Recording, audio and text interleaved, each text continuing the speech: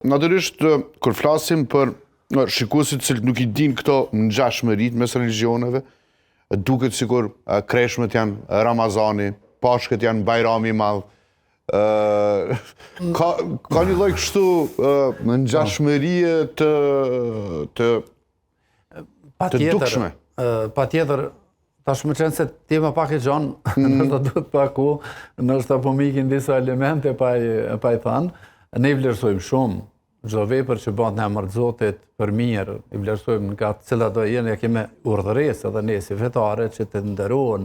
gjithë ata që në emër të Zotit bëjnë. Domethënë agjerimi është diçka ka një histori shumë të lashtë, sidomos te besimit monoteiste që këtu në Kosovë i kemi, domethënë hebraizmi që është pak më i vjetër dhe para nesh krishterimi, islami shumë më pak janë. Ndërsa kreshmet koha agjerimit ka edhe një simbolik tjetër 40 ditore, 40 ditë, domethënë është udhëtimi i popullit Izraelit, domethënë rruga për të kaluar në liri, atë një gjatë 40 vite. Jezusi para se ta shpall misionin e vet se kush është 40 ditë u tërheq në shkreti dhe ky numër 40 ka mbeten edhe sot si simbolik duke e kujtuar kalimin, domethënë daljen nga skllavëria në liri. Edhe gjatë kësaj kohe, domethënë përveç agjerimit, kanë edhe besime tjera, te ne dominon, domethënë ajo agjerimi nga veset shpirtërore. Tonë e thot kryekput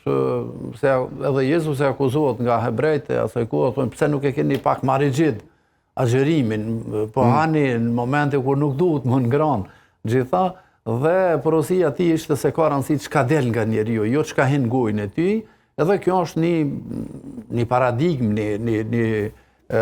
model edhe i agjerimit tonë, megjithëse njerëzit tanë